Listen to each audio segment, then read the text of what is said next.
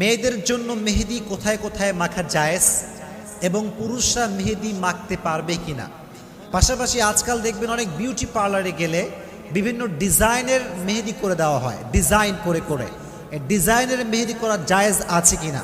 মেয়েরা হাতে পায়ে মেহেদি মাখতে পারবে, কোনো সমস্যা নেই। আম্মা জান আয়েশা রাদিয়াল্লাহু তাআলা আনহা বলেছেন, নারীদের জন্য সাজসজ্জার ক্ষেত্রে মেহেদি ইউজ করা জায়েজ, কোনো সমস্যা নেই।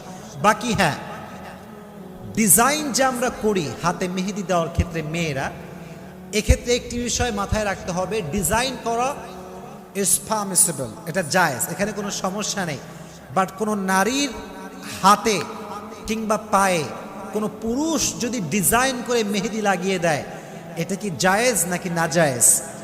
নাজায়েজ। মনে রাখবেন, হাদিসে এসেছে কোনো নারীর কোনো অঙ্গে কিংবা প্রত্যঙ্গে কোনো পুরুষ যদি টাচ করে, গায়ের মাহরাম পুরুষ, তার ওই জায়গাটা জাহান্নামের জন্য অবধারিত হয়ে যায়। নাউজুবিল্লাহ পড়।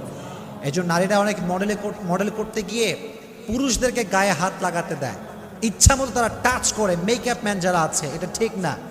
যেখানেই পুরুষ টাচ করবে নারীর জায়গাতে, বিয়ে ছাড়া হারামভাবে ওই চামড়াটা, ওই দেহটা জাহান্নামের জন্য অবধারিত হয়ে যাবে। এই জন্য পুরুষ কখনো নারীকে মেহেদি দিয়ে ডিজাইন করতে পারবে। পুরুষদের জন্য